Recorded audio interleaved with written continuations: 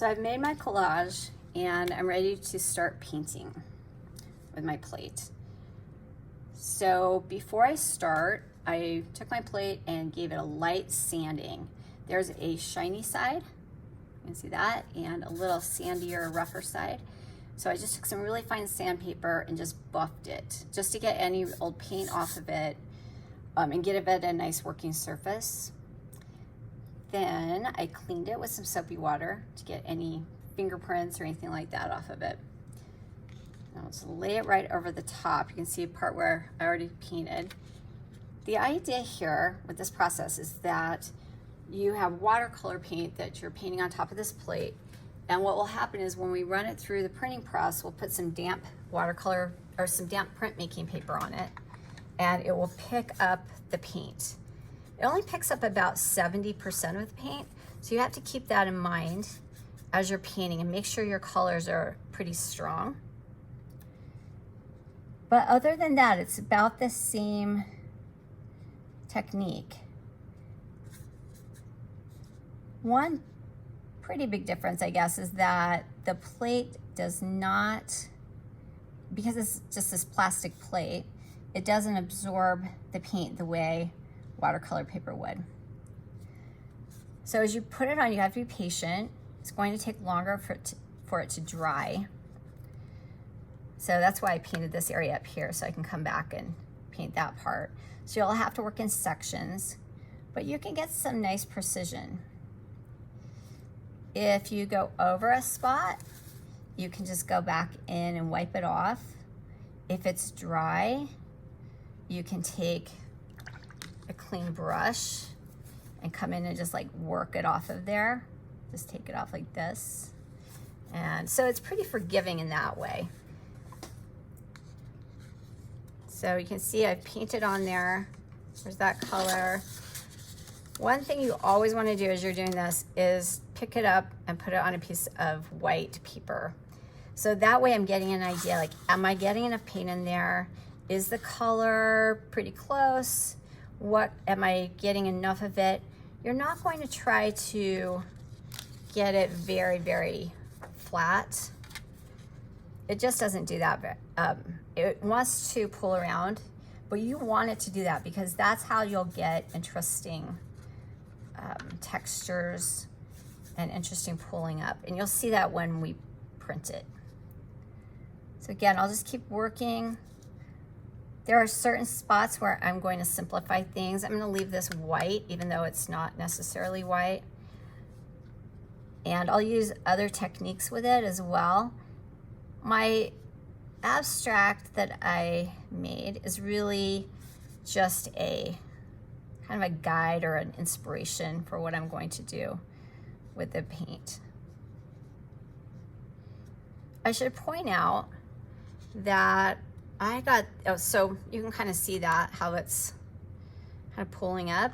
I can come back in, let me show you this first, and just drop in stronger, heavier paint, a few spots, and see what I end up getting. Playing around with the textures and not trying to make it too perfect. Brush strokes will show. So instead of fighting it and trying to get it smooth, just make nice looking brush strokes.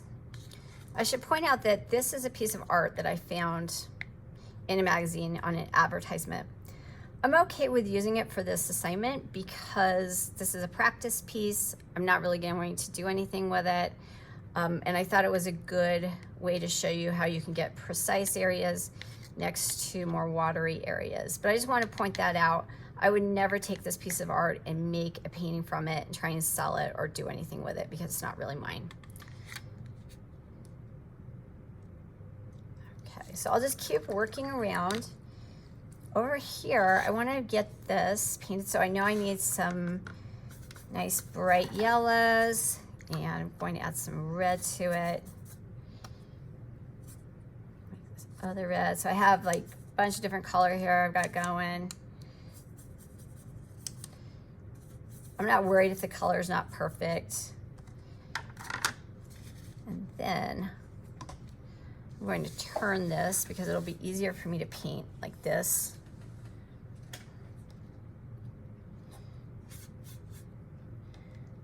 Now that this is dry, this part, I can paint up next to it like this.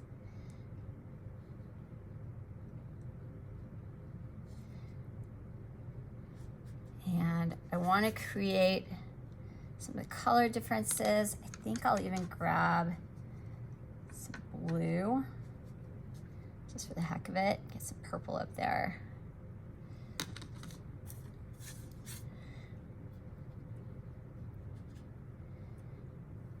I'm really laying in a lot of paint. It's a pretty big puddle, but that's what I want to do, because if I do that and then leave it alone, as it dries, that's where I'll get my most interesting effects.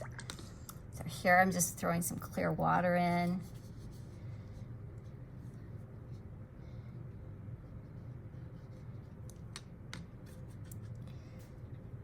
I'll put some more. I'm gonna ignore that right there.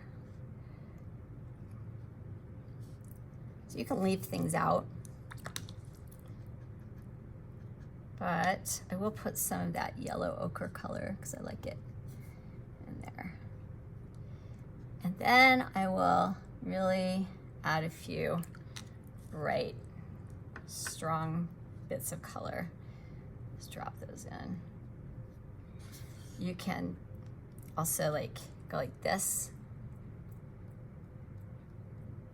I'll want to go back in and clean those up, or maybe I'll just paint over it.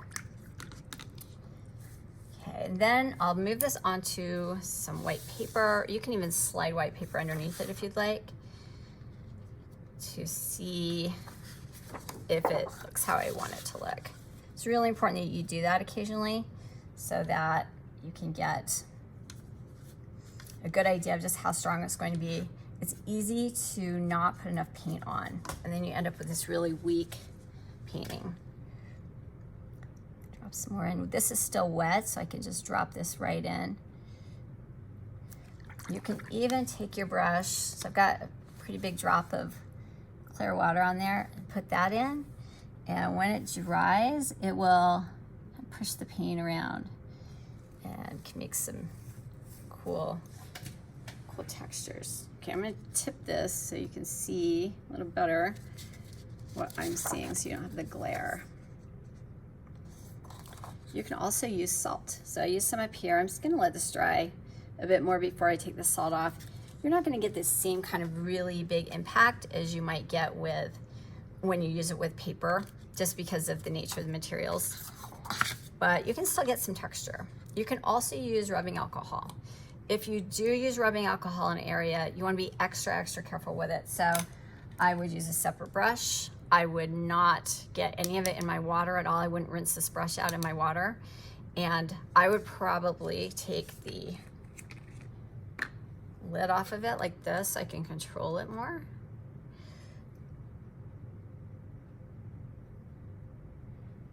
I want to be extra careful that I don't get anywhere else. It won't let the paint stick to it if you do, and then you'll end up with, having to clean it, which who wants to do that? All right, pretty cool. I like the smaller ones a little more. Okay, I'm gonna tip that up so you can see it.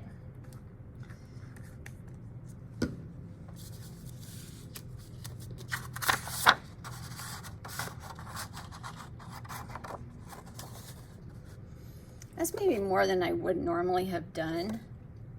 That's all right. Okay. I want to add my own touches to this. So I'm going to take some of this yellow ochre. And I've got my little #1 brush. And I like these circles. Ooh, that didn't work very well. That's all right. I'm gonna say I was gonna just try and circle them, but I probably should have waited till it dried, and then I would have been able to get a cleaner line. That's okay, I'm not happy with it anyway. I think it makes it look a little better. All All right, so I have to let this dry for a little bit and then it could come back. And as I'm doing this part, this black part, I would do this the very last. And I might not do it totally black because it just doesn't look that great when you print it. It ends up looking pretty splotchy. So I might just do like a blackish blue, maybe that super dark blue. Or you could choose a totally different color if you wanted to. I could keep this white if I wanted to, and I might do that as well. All right. And then after this is totally dry, we'll run it through the printing press and you'll see what you get.